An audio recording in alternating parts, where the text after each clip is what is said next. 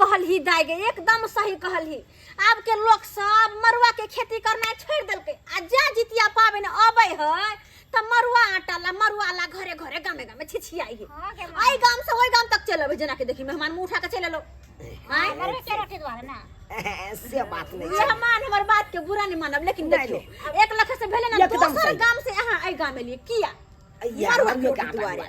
अलिए ना मैं हमू मरुए के रोटी द्वारे आलिए आ देखे छियै दोसर सब त मरुए द्वारे आबै छै। दोसर अंगना से आब के धरनिया देने हमरा घर में आ जितिया पाबन तिहान छै कि जब तक माछ आ मरुआ के रोटी नहीं खेते तब तक शुद्धे नहीं होते।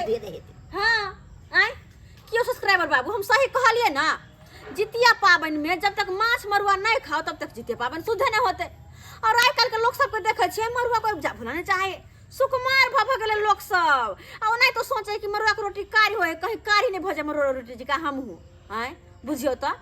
जे मरुआ के पहले कोई पूछ न